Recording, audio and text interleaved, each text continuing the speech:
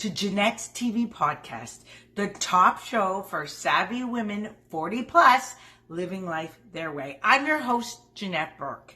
Blood, sweat, and tears. As part of a media panel today, straight from France, we're talking with Jeremy Bagshaw, Mary-Sophies Harvey, Josh Lendo, and Kylie Masse, Team Canada's Olympic swimming team captains. Also featured is Maggie Mac Neil, Tokyo 2020 Olympic 100-meter butterfly champion, and John Atkinson, high performance director and national coach, as they prepare to represent Canada and compete for the gold at the Summer Olympics in Paris. We'll be right back with Team Canada Olympic swimming team. But first, if you haven't already done so, please click the link below to subscribe to our YouTube channel. Hashtag Janette's TV. And don't forget to share us and share your comments on this episode and others. You can also support us in one of two ways: by contributing to our Patreon account, that link is below, or with the purchase of a JTV t-shirt or sweatshirt. All you have to do is choose your favorite size and color, and either the JTV logo and tagline or an inspirational saying made by me or a previous guest in a previous episode. All orders include shipping and handling and are conveniently shipped straight to your front door. Now on with today's episode.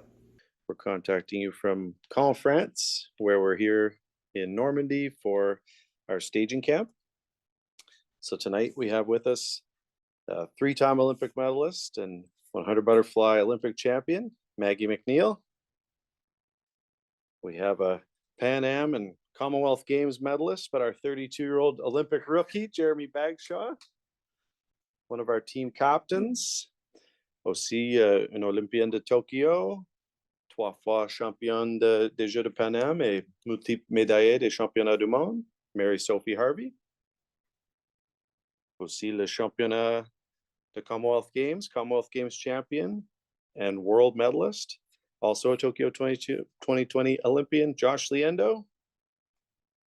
We have a third-time Olympian and 4-time medalist, multiple world and Commonwealth Games champion, Kylie Masse. And we have our high performance director and national coach, the Olympic team leader, John Atkinson.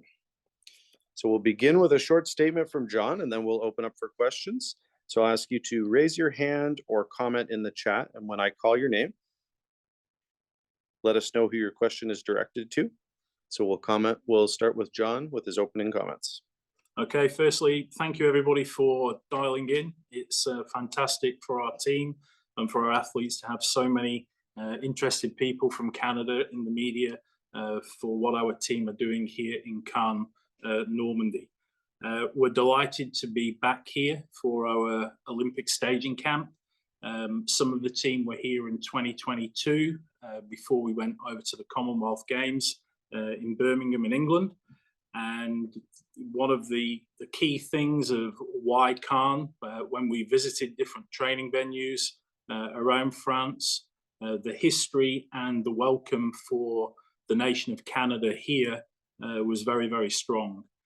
There's a lot of history in the city, goes back thousands of years, but also in the relative previous history of 80 years ago, Caen was liberated by Canadian troops shortly after D-Day, and we feel that there was a lot of history, a very warm welcome for our team and for our athletes here. And we've already talked about keeping the camp focused on what each athlete specifically needs to get ready for when they move to Paris, and to create their own history as we go through. So we have 28 athletes here, 12 men, 16 women. We have a great training venue, an outdoor 50-meter pool, indoor 25-meter pool, strength and conditioning facilities, which we have full access to. Again, all geared towards what each one of our athletes need to get ready for the final preparation. We arrived here on the 13th of July. The athletes will be here until the 22nd. On the 22nd, we'll transfer to Paris and into the Olympic Village for a final 4 or 5 days of preparation before the racing for the swimming starts on the 27th of July. So thanks again, and I will hand it back to Nathan. Okay, thanks, John. So at this time, we can open it up to questions. If you would like to use the raise hand tool or put a comment in the chat, let us know who your question is for.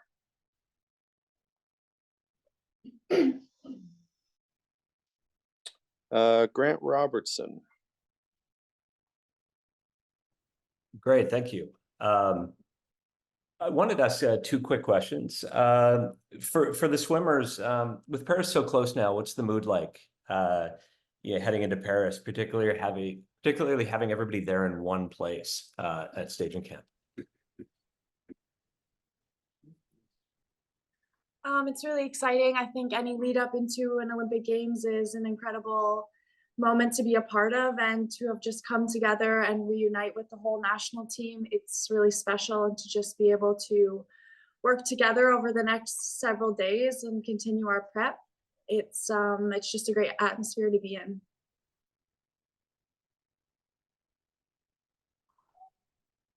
I think we've done a really great job so far of keeping the mood really light and having fun, and knowing that once we get into the village, it will kind of hit, I think, everyone.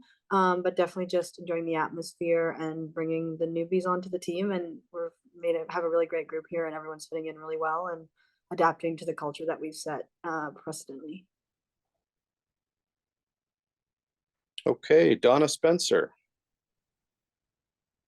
Hello, John, you and I have discussed this, but I would like to know the athletes' thoughts. I'm sure that it's come to your attention.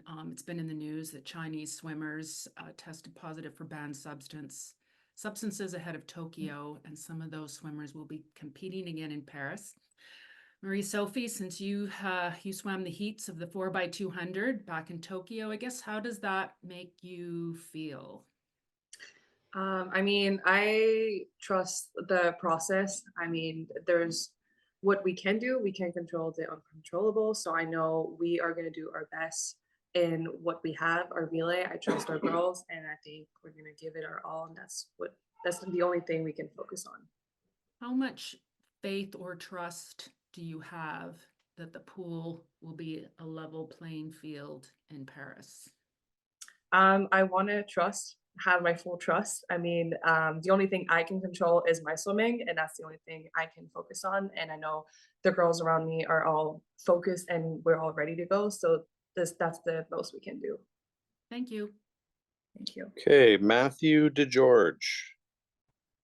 Hi, all. Thank you very much for doing this. My question's for Kylie. As someone with experience of a kind of normal Olympics in Rio and then a not normal Olympics, I wonder what maybe you're looking forward to most as we get back closer to normalcy with these Paris Games, and how you can advise people that have only known a COVID Olympics as to what this might be like. Yeah, I think it's really exciting, and like you said, even more exciting because Tokyo wasn't like the others. But I think so much of the Olympic experience is obviously the competition and what we've worked so hard for so long, but also just being a part of the whole games and being a part of Team Canada and cheering on other athletes, meeting other athletes, being able to, when we're finished competing, hopefully like watch other events. All these sorts of experiences and moments are memories that you'll remember forever. So I'm really looking forward to enjoy that again, hopefully, and for everyone else to enjoy it as well. Okay, Roby Saint-Gelais. Oui, bonjour. Ma question est pour Mary-Sophies Harvey. Marie, depuis ta nomination comme capitaine, comment as-tu ressenti ça? Est-ce que c'était parmi tes objectifs d'être l'une des leaders de cette équipe? C'était pas nécessairement un objectif. Je pense que c'est quelque chose qui me rend très honorée, justement, d'avoir la chance d'avoir ce rôle-là. Je pense que dans mes plus jeunes années, J'étais souvent la plus jeune sur les équipes, puis maintenant avoir le rôle de vétéran, c'est quelque chose qui me tient vraiment à cœur. Puis c'est quelque chose aussi que je trouve vraiment important justement pour les plus jeunes sur l'équipe, de les aider justement à travers ce processus parce que veux pas les Jeux olympiques, c'est quelque chose de très gros. Donc c'est juste un peu les aider et les accompagner là-dedans. Il y a quand même beaucoup d'attentes aussi envers cette équipe-là. Comment gérer tout ça avec vos athlètes expérimentés et les plus jeunes? Ouais, je pense que c'est surtout essayer de réduire la pression. Je pense que souvent, on se met beaucoup de pression parce qu'on dit les Olympiques, c'est quelque chose d'extrêmement gros. C'est une compétition pour laquelle on s'entraîne toute notre vie pour. Mais je pense que c'est un petit peu de mettre ça en deuxième plan puis de se dire que c'est une compétition comme une autre, puis on en a fait tellement. Puis je pense que c'est juste de garder le focus, garder le plaisir. Puis je pense que ça va être ça un petit peu l'objectif. Merci. Merci. Okay, Andy Ross. Hi, I had a question for Kylie, just with all the 57s that have been swum this year in the 100 backstroke, and how much have you kind of fed off of the successes of Kaylee and Reagan the last few years, and how much are you looking forward to being in a race that with so many fast people and so many people in the all-time top 10 list? Yeah, it's going to be incredible. I think they've pushed me over the last number of years, and to be up there with them is an honor, and to see them pushing our sport forward and kind of watching the backstroke push forward over the last couple of years, it's been truly inspiring. So I'm looking forward to getting in the pool with them and just giving it my best shot. Okay, Travis Fortnum. Hey there, another one for Kylie. Kylie, I am coming to you from LaSalle, where I'm sure you expect that there are a lot of people who are extremely proud of you and extremely excited to see what you do this time around. I'm wondering, sort of a twofold question. Can you feel that pride from your hometown out there? And also, how does how you're feeling now compared to how you would have been feeling this close for your first games? Yeah, so first of all, I always feel the pride. I think coming from a small town, I really feel it every time I go home. It's a special experience, and I want to thank everyone at home who's always supporting me and who's been supporting me since the start. And I think to your second question, I think now having a bit more experience under my belt, I hope to just enjoy these games a bit more and really soak in all the moments and all the memories that I hope to make. Okay, Rob Longley. I've got a question for Josh and one for John. Josh, since the trials, 10 weeks or so, whatever it's been, what do you feel you've been able to accomplish in that time, and in terms of what you learned from your performances in Toronto and helping to build up to Paris? Yeah, I feel obviously going to trials, the first goal is to get on the team and obviously break the ice and get that first step out of the way. But obviously from there, then you look at improving. It's good to get on the team. It's a good feeling. But then the focus kind of shifts to seeing what I can improve on and what I can do better. So that's pretty much what I did right when I got back in, was look at what I did at trials. Obviously was happy with those swims, but at the same time, I was looking forward into what I can improve. So, I mean, I've been improving in every way that I can to make sure that I'm ready for these games. Great, thanks, Josh. John, we've talked about it a little bit, but for swimmers that are competing in multiple events, how important is time management, and how flexible do you have to be in terms of setting their schedules once the games begin? I think one of the things we always try to do with all our teams is completely focus it on what the athletes need to do. And, you know, one of the things that when you become successful, you probably don't have as many athletes sitting in the stands supporting. That's because everybody's preparing to race. And that's a really good position to be in. But what you do on day 1, 2, 3 can impact what you do on day 7, 8, 9. So we want to make the staging camp here exactly what the athletes need with their coaches. We also want to make it when we transfer for the final few days in the village, that the athletes again can continue to do what they need to do in that final 4 or 5 days. And then of course there might be some athletes swimming at the beginning of the competition and right at the end. So the management and expectations on them, we really don't have any that they have to go and do all these other things. It's all about what they need get the rest recovery that they need, get the training that they need, so that any athlete can be ready to race on. When we get over to Paris this time, it'll be finals on day 9. So, you know, we had in Tokyo where the women's medley relay won a medal on day 8, and now we're going to be going through till day 9. So everything that happens from day 1 to day 9 and in between is really important for each and every one of the athletes to do their own bespoke plan with their coaches. Thanks, John. Okay, Janette Burke. You are on mute. We'll go to Jeremy Freeborn and then we'll come back to you, Janette. Sorry, I was muted. Okay. Go ahead, Janette. Okay, so I have 2 questions. The first one is for Mary-Sophie, Henry, and also Kylie can answer together. My question is, who were your greatest and biggest influences in the sport? And how have they shaped your journey and approach to swimming? I think personally for me, it's been my mom. She was a swimmer too, not to the same level, but it's always something like someone I've looked up to. Just the way she like supports me is just incredible. And like I wanted to swim because of her. I wanted to follow in her footstep.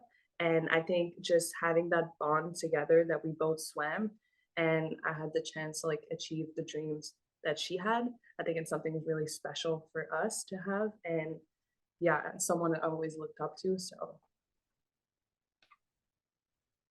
Okay. Give you time to think of one, Kylie. For me, I think it was the older Canadian women who came before me: Hillary Caldwell, Brittany McLean, Chantal Sandrine, Heather McLean. I think they established a great culture and they were my role models when I first started on the team. So they were who I aspired to be and who I went to if I had a question. And they're the ones who made me feel comfortable on my first teams. Okay. So my second question, if Maggie is available to speak, Maggie Mac Neil, if not, I'll have the 2 girls answer again. What do you want to see happen differently in the world of competitive sport, particularly swimming, not just for Canada, but Canadian athletes, but all athletes, and particularly women athletes? What would you like to see happen or change or be different? That's a hard question and one I haven't really been asked before. And I think we're seeing a lot more equality in swimming for both the women and the men. And I think Tokyo was a great step in that. Obviously, we had the women's 1500 added and the men's 8, so that's kind of equaled the playing field in that regard. And Paris 2024 is the first time there's 50-50 gender equality. So I think we're definitely on the right step. There's nothing that I can think of right now off the top of my head that just particularly women swimming really needs to kind of take that next step. But I think everything that we've done in the last decade and will continue to do in the future will benefit both women and men swimming. Okay, thank you. Now, does Mary and Sophie want to add to that or comment? No, I think Maggie summed it up pretty well. Okay. Okay, Well, we'll go good luck with to Todd Devlin now. I think your question's probably for Maggie. Yes, thanks. Maggie, coming to you from London, Ontario. Just we connected when you were at the Pan Am Games and you had a historic performance there, but also it seemed like you were having a lot of fun.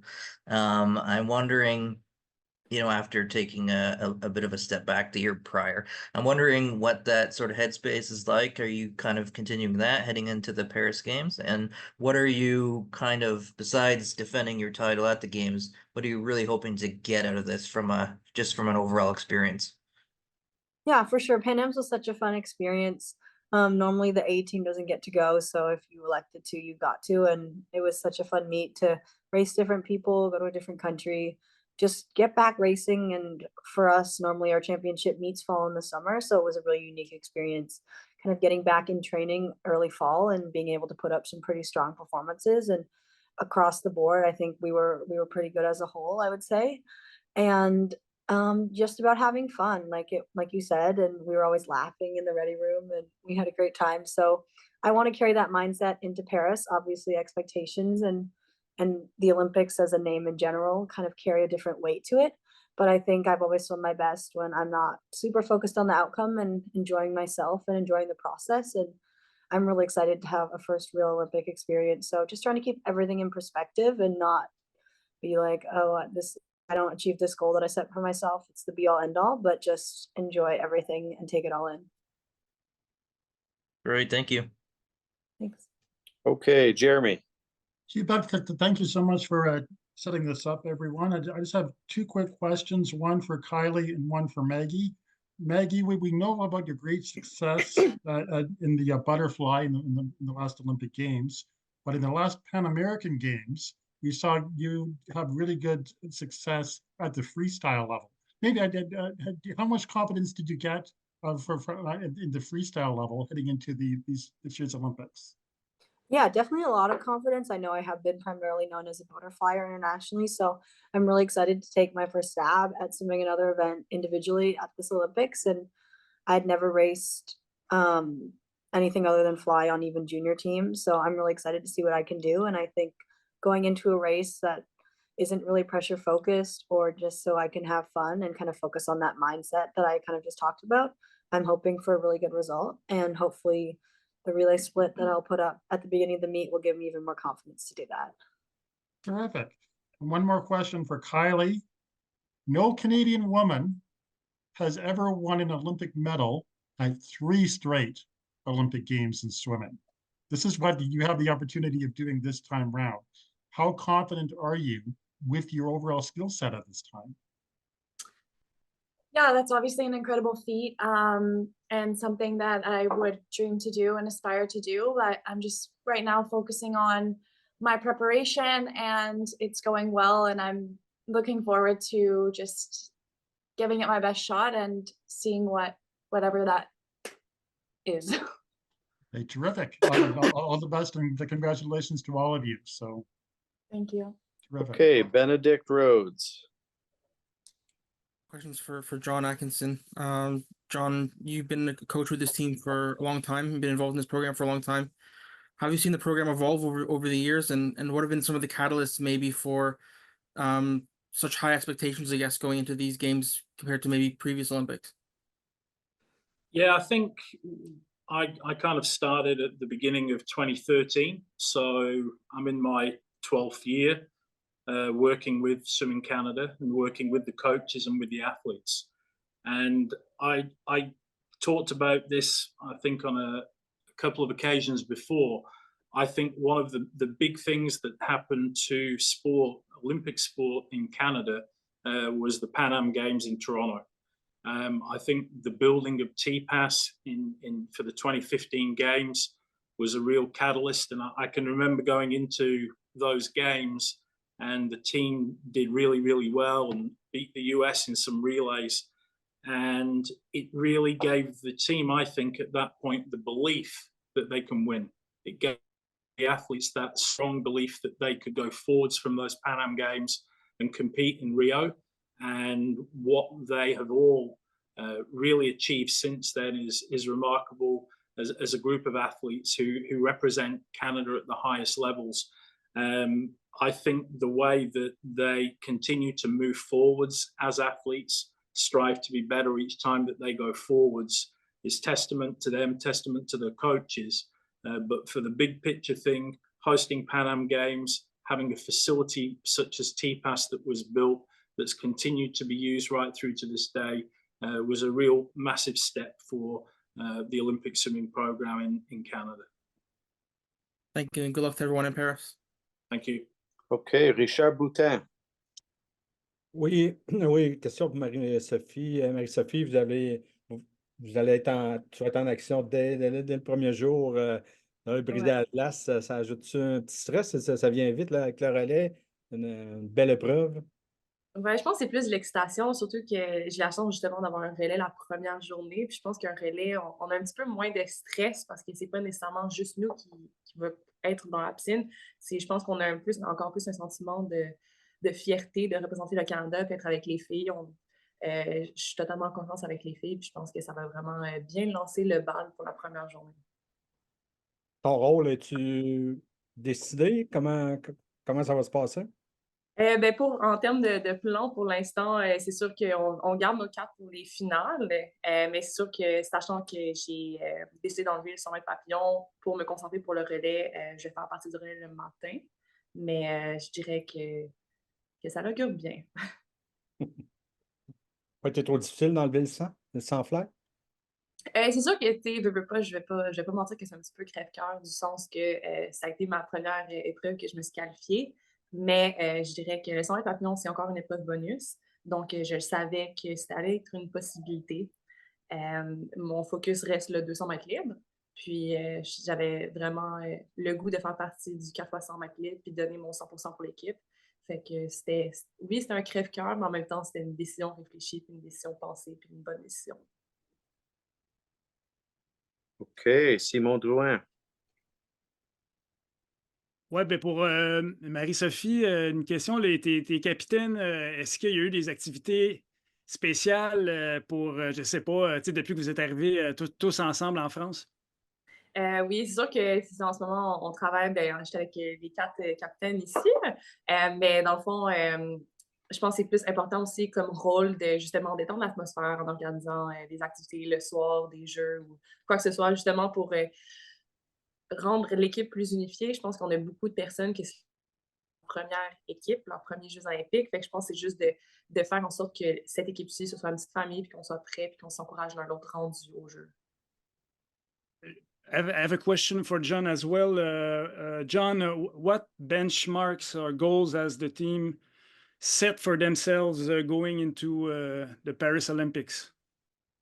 Well, I think each athlete sets their own very high standards.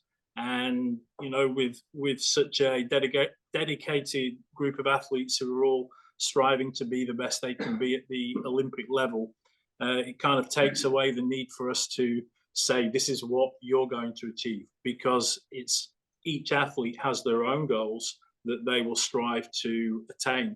But if you look back as a whole, the depth of the team is probably stronger and deeper than we have had at previous games.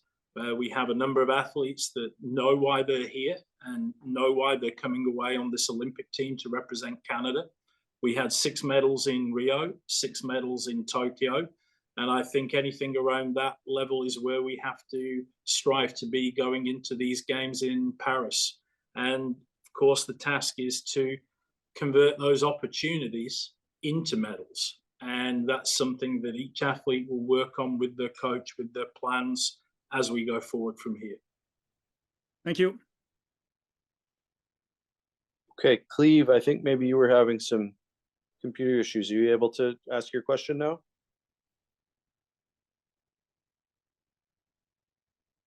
Or I can ask what you put in the chat. It's a question for Jeremy. How does it feel finally becoming Olympian after so many close calls and to be named team captain? It's definitely a really exciting and cool opportunity for me because obviously I've had a lot of ups and downs, especially around trying to qualify for the Olympics over all these years. And I think, especially growing up in Victoria, we've got such a history of athletes that compete at the Olympics. Because I remember when I was a kid, seeing Simon Whitfield from Victoria winning a gold medal in Sydney, and growing up seeing all the swimmers that have come through training in Victoria. That's something I've always aspired to, and hopefully I can do also the same for these kids that are in BC and across Canada. And also, I think it's just a really big relief for me to kind of be able to finally have made that step there to qualify at the Olympics, and I'm excited to represent Canada as well as I can. Okay, I think that might be Suzette Francis from Global Esperantis.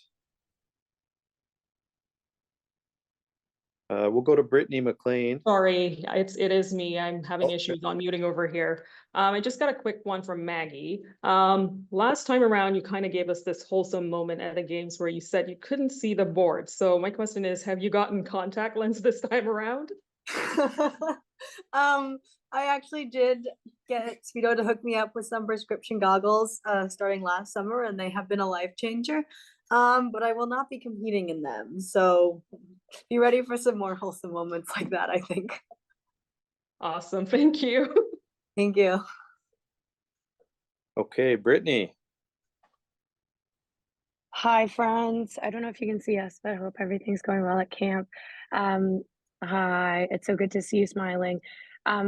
I have one quick question for the boys, and sorry, the men on the team. I've talked quite a lot over the last 8 years since retirement about this women's team, and I feel like it's time to talk a bit more about the men's squad. So I just wondered, from your perspective, both of you have looked up to, I know Josh, you had some experiences being on relays with Brent Hayden, and for you getting to train with Ryan Cochran, JR. So how is this men's team different, and what are not even the expectations, but kind of what have you guys decided? Because I know if it's anything like Rio, if anything can happen special on night one, it kind of gets contagious. So what are you guys starting to set the tone with on the men's side?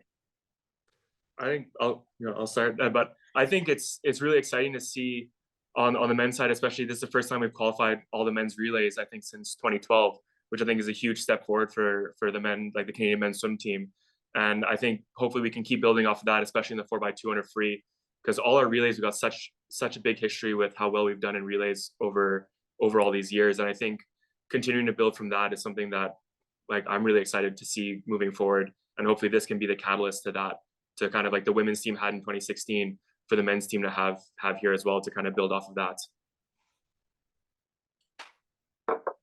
Yeah, and kind of building off what he said, I think one of the big things that me and Jared kind of been talking about with the men is we're not afraid to aim high at this point.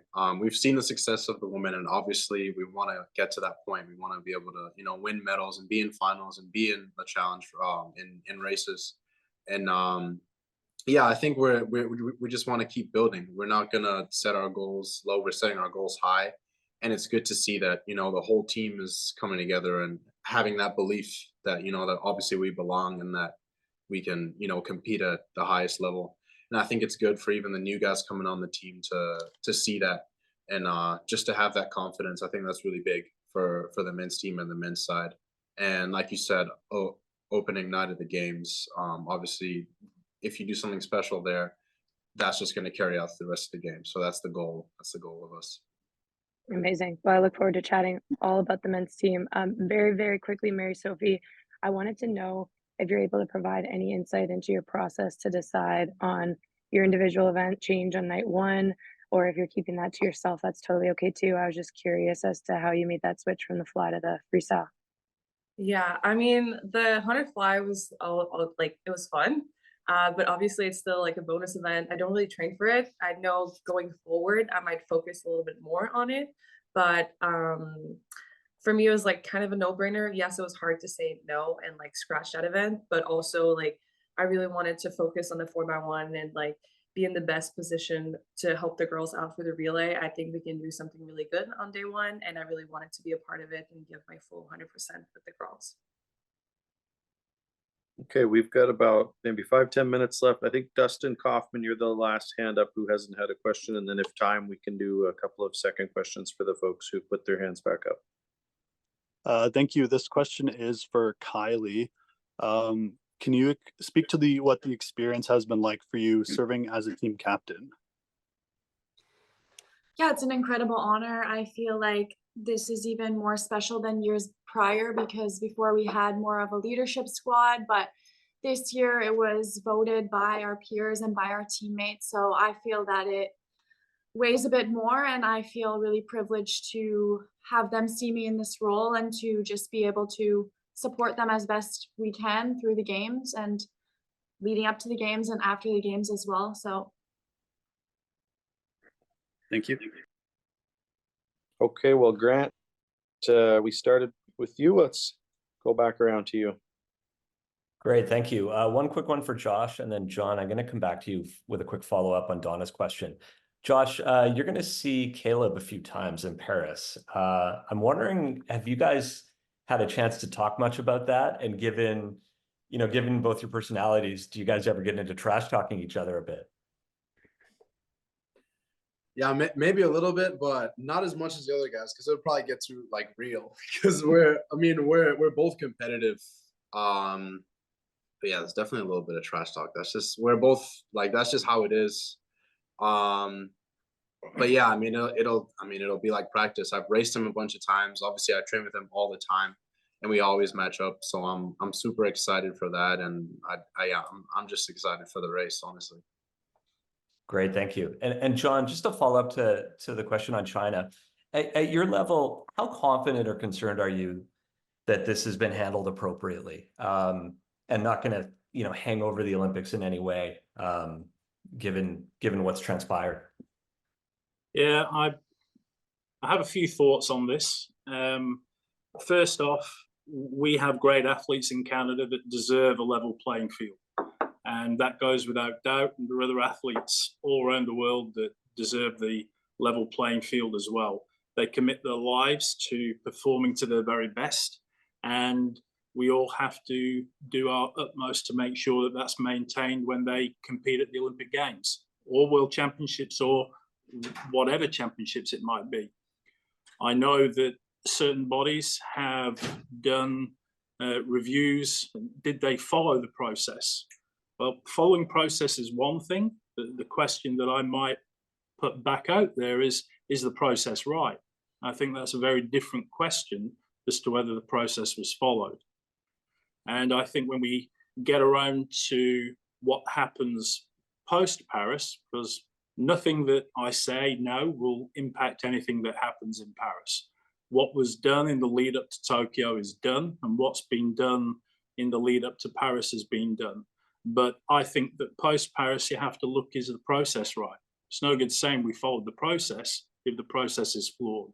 So that would be where I leave it. And I would be hoping to see how that can be looked at post-Paris as we get ready for LA. Great, thank you. Okay, thanks. And Jim Morris, you had a couple of questions. I see your hand up. All right, thank you. Thanks for taking the time, folks. First for Kylie. I know you and Linda have had a long time relationship as coach and athlete, but what's the benefit of having a female coach on the staff at any major events, particularly Olympics? What's the benefit of having a female coach on staff, or is there a benefit? Yeah, of course there's a benefit, and I think that's why she's here and she's with us now in our preparation. Yeah, fortunately I worked with her for a number of years, but having a female on staff is incredibly important. I think coaching is mostly a male dominant profession. So to have other women see her on the international stage is incredible for them and their career projection. And as well for us, I think just having another female on staff is really comforting, and knowing just that you can go to her if you need anything in the pool or out of the pool. It's great. Thank you. And Mary-Sophie, can you talk about what Greg has brought to you as a coach, the time you've worked with him? Yeah, I mean, I definitely had ups and downs in my career. And I think when I started with Greg, I was a little bit lost on what I could still achieve in swimming. I thought that my good years were behind me, and he kind of he made me believe that it was not done and I could still do stuff, accomplish stuff that I would be proud of. And I can finally say it was good that I trusted him with that. I think we have a really good relationship, and I know I have my full trust in him and he trusts me. And I think that's why it's so great right now, is we have that good relationship. And yeah, I'm glad I kept swimming, because I know it's going well, and I think the good years are ahead of me still. And yeah, I had things to look forward to. Thank you very much. Good luck, everybody. Okay, Olivier Pellerin. La question est pour Marie-Sophie. Salut Marie-Sophie. Merci de prendre le temps. Petite question, je voulais faire un petit suivi sur la question que tu as posée, Brittany, concernant les épreuves individuelles. On s'est parlé il y a quelques semaines, il était question seulement du 200 mètres libre. Maintenant qu'on regarde les listes pour les Jeux olympiques, il y a aussi un petit 400 mètres libre qui s'est ajouté. Je voulais savoir le processus qui a mené à ça, les discussions avec Greg, puis qu'est-ce qui a mené à cette décision d'ajouter le 400 mètres libre. Oui, c'est ça. Dans le fond, je me suis classée au 400 mètres libre il y a 3 semaines. Je pense que c'était un petit peu une épreuve bonus pour le plaisir encore. C'est sûr qu'on a été quand même surpris du résultat. Mais je pense que c'est ça, dans le fond, à voir si je vais essayer cette épreuve-là, justement parce que c'est la première journée, puis je vais focusser sur le 4 x 100 mètres libre. Mais définitivement, ça va probablement être une épreuve que je vais espérer faire dans les prochaines équipes, puis peut-être un petit peu travailler plus sur celle-ci. Okay, I think we have time for maybe 2-3 more questions. Maybe Simone, is your question for Mary while we're here? No. I have a question for Maggie. Why aren't you? Have you choose not to wear your prescription goggle? They just don't make prescription in the type that I know, Rayson. If they did, I would wear them. So. Okay. Okay. And Donna? Simone stole my question. Oh, okay. I asked that too. Follow I up. guess I will just I'll sort of try and follow up on that, Maggie. I guess you know, we sort of laugh about, I think there's a GIF or a meme out there of you squinting. I guess have you just grown, I guess, comfortable or accustomed to racing fast with your vision impaired? Sometimes I like to think it helps because I can't see where other people are and I'm able to focus on my own race. And I think that was definitely the case in Tokyo. But yeah, I think I got that meme sent to me at least 3 times in January, even though it's been 3 years since. So thank you. Okay, I think we'll give the last question to Rob. Maggie, you're really popular at the end of this call, but this is a little bit of a different question. Josh alluded to it, the idea of the team getting off to a quick start on the first full day of competition. I'm wondering what it's like momentum-wise for a team to have success early, especially in a big international event like the Olympics. And if maybe you could describe what the team atmosphere is like already now that you're there at camp. yeah, the team atmosphere has been great so far. It's been fun, but also we're able to put the work in and get serious when we need to. And I think that's going to be key as we head into Paris. I think we leave Monday. And I think we're just trying to reestablish the relationships and the closeness that we had pre-Tokyo, because obviously with COVID, we had all been training together. Most of us had been for several months. So we're just trying to get back to that. And I think that will come with time. And I'm really excited to see where this team is headed. And to answer the first part of your question, I think that the momentum that we gained through the first performances is definitely crucial. Obviously, I'm going to go back to the relay, the 4x1 in Tokyo, and that was the first medal that Canada had won. And I think that really set the tone, at least for swimming. And we had one of the most successful games, not just for Canadian swimming, but for Canada as a whole country. So I'm glad that swimming is the first event and we can set the tone for not only us, but for the entire games. Great. Thanks. Good luck, everyone. Awesome. Well, thanks everyone for attending. We'll see some of you in Paris and others. We can try to reconnect like this, but thanks to the athletes for taking this time during staging camp. And this concludes our media availability. Thanks again. Thank you. Thanks for being with us today on Janette's TV podcast. I'm your host, Janette Burke, signing off. Please remember to like, comment, and share all our posts with your family and friends. You will find us everywhere. On the TV side, Facebook, Instagram, LinkedIn, X, Pinterest, Threads, TikTok, YouTube, Rumble, and the list goes on. On the podcast side, find us on Apple, Spotify, iHeartRadio, Buzzsprout, BuzzFeed, and that list goes on. For a complete list of where to watch and listen to us, please check the links in the show notes below. Congratulations and best of luck to all Team Canada athletes. Bring home the gold. And to my lovely viewers, until next time, continue to be fabulous.